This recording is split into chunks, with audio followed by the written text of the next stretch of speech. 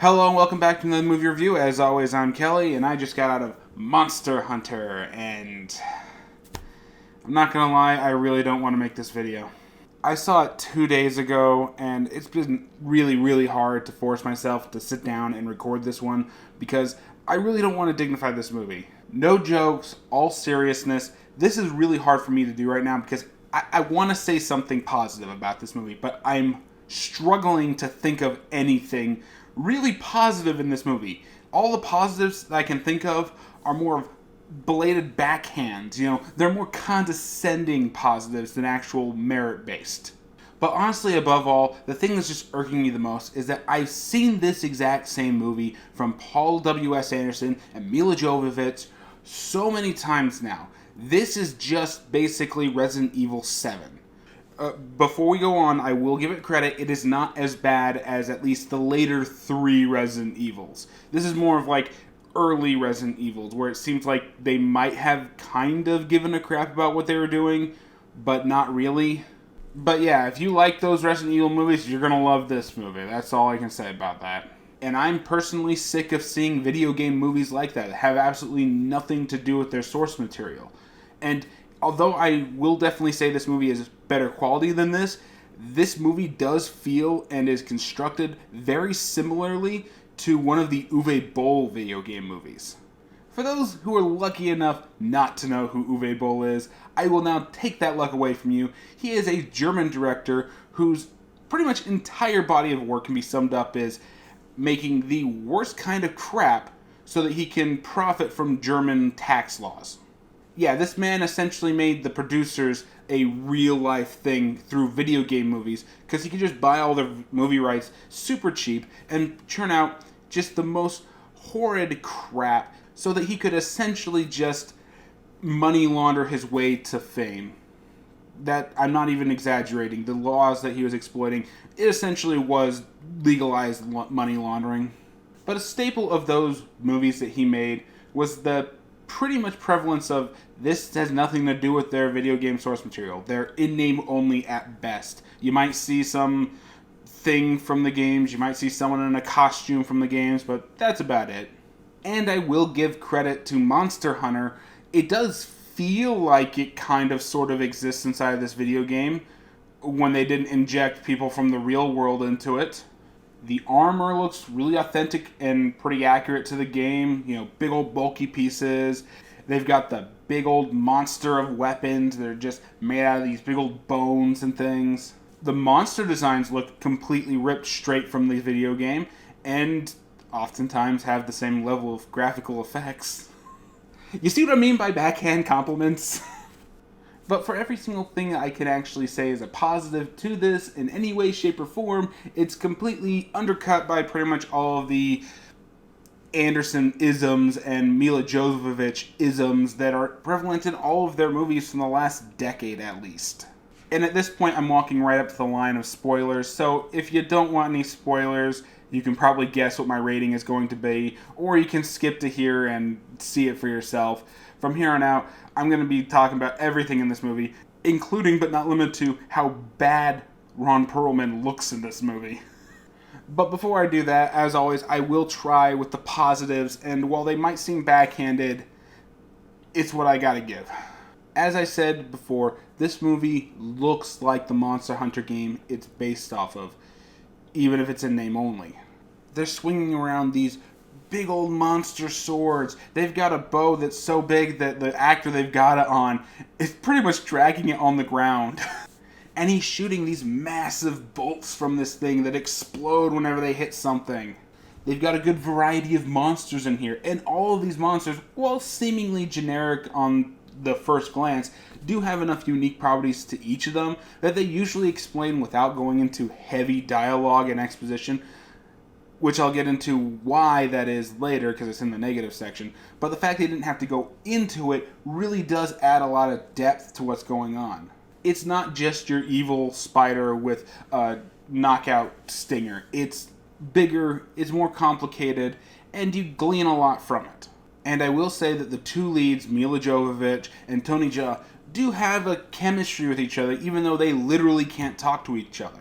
In this film, Milla Jovovich is from our world, And when she goes to this new far-off land, people don't automatically speak English. So she's got to communicate with Tony Jaa throughout most of this movie through just actions and gestures and trying to understand some of his language while she's trying to teach him some of ours. There's a good back and forth here, and it reminds me of one of the better productions that Wes Anderson did, Alien vs. Predator, where the last third of the movie was essentially this exact same dynamic with the Predator and the one surviving human.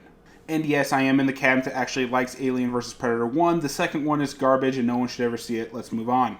Tony Jaa and Milla Jovovich's dynamic throughout most of this is the most engaging and entertaining part of all of it, except for the hilariously bad entertainment, which will be a nice little segue into the negative section here with Ron Perlman and whatever the hell they decided to put him in. I'm just going to put a picture of it on screen and let you guys laugh at it, because he's got to wear that while also swinging around a sword that would make even Cloud's Buster sword look pretty tame in comparison. Don't get me wrong, his outfit looks completely accurate to the game. However, he's not a video game character. He's a real person. You know, the video game has cartoonish anime physiques that are completely unnatural and can do and wield things that don't look out of place. When you put him in that, he looks out of place. And to be clear, I'm not actually a big fan of the Monster Hunter series in general. I've seen other people play it. It's been shown to me. I know it's basically a forever loot grind for getting bigger and better pieces of armor. But this movie, while it does have things that look like they're from it, it doesn't feel representative as a whole, because that's not the point of this movie. The point of this movie is it's an isekai. For those who are not in the anime world and don't know what isekai means, it literally translates to transported to another world.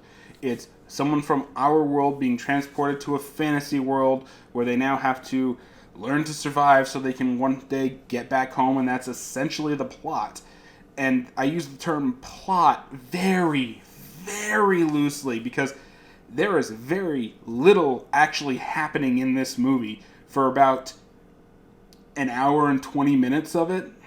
Milla Jovovich is a leader of an Army Ranger team who are in search of another Army Ranger team in the middle of nowhere when they get transported to another world and find the corpses of that team. They are pretty much instantly begotten upon by a big monster known as the Diablos, which kills most of the team, and then the rest of the team gets killed off by a bunch of spiders from a cave that they hid in for 5 minutes. In truth, I was actually on board with what was going on right up until Milla Jovovich met Tony Jaa's character inside this, and they get the inevitable we've got to fight each other sequence going down, and of course it's long and belated and drawn out, and this fight goes on for what seems like 10 or 15 minutes, way too long, where they're just trying to backstab each other multiple times. And it doesn't make sense from what we've already seen with Tony Jaa's character.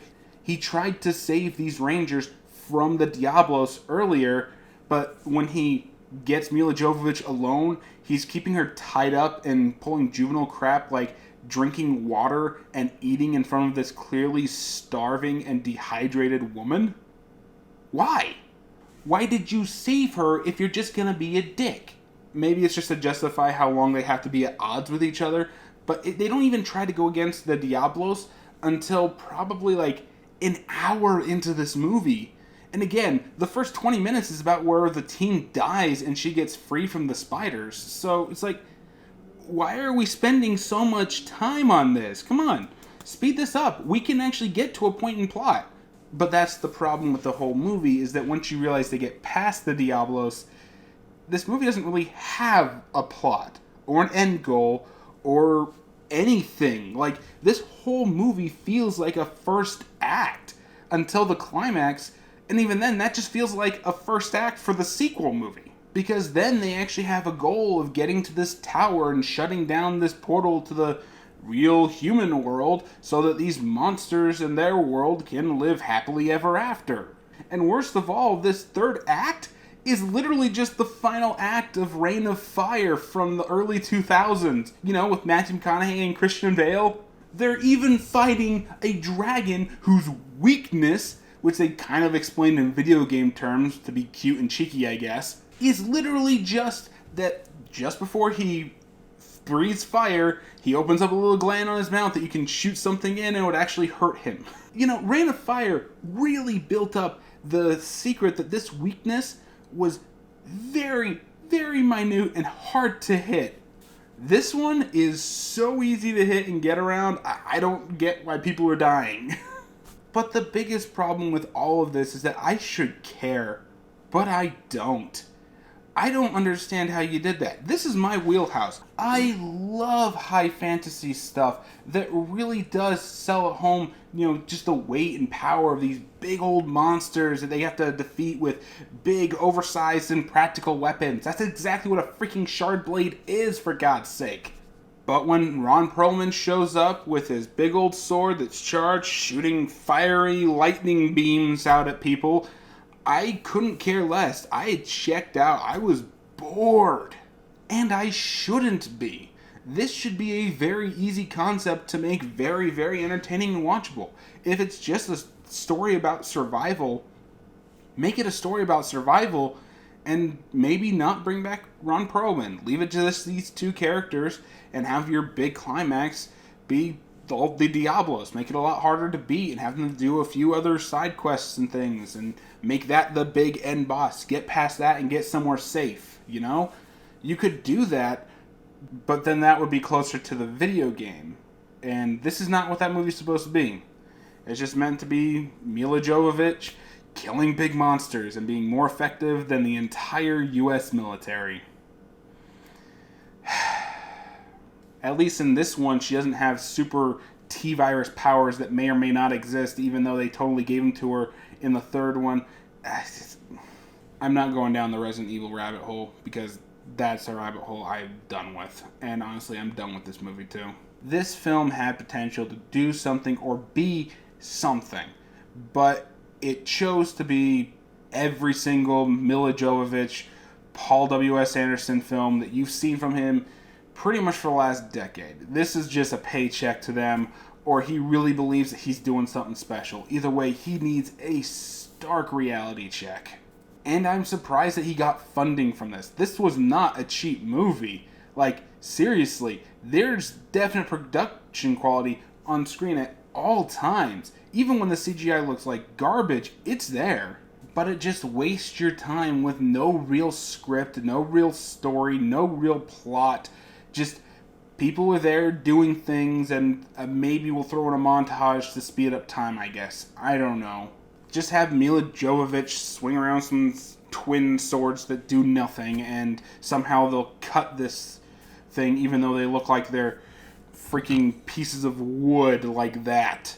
I'm done with this movie. My final verdict, if you can't already tell, this is an honest to God skip it. I'd give it a fuck it, but honestly, I don't even want to give it that much credit. It's just boring. It's so bad. It doesn't strive to be anything other than that, so why should I give it credit? This isn't the worst of the worst. This isn't offensive. This isn't someone trying and spewing out propaganda crap. It's just people looking for another paycheck, and I'm bored with it. And that's it for me. Did you enjoy the video? Did you see Monster Hunter? Please tell me you didn't. Tell me what you thought about it, or hell, any video game movie adaptation that's done things badly in the comments down below. And may I just say, it is a shocker that Sonic the Hedgehog seems to know how to make a better video game movie. Also, if you want to support this channel, hit the like button, share with your friends, subscribe for more, and hit that little bell for notifications. Also, I do stream over here on YouTube on Thursday nights on this channel.